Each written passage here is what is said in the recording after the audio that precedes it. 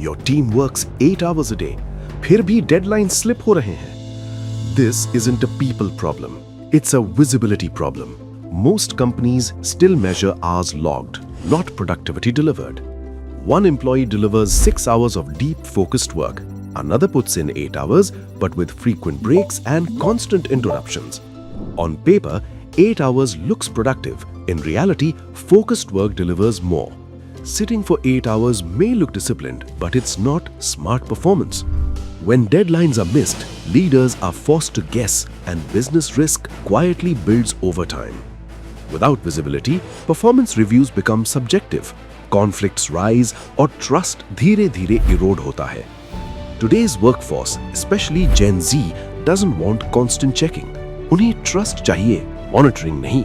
Super C shows how work actually happens, so leaders decide with confidence, not assumptions. Leadership isn't about tracking hours. Leadership is about enabling performance. Super C.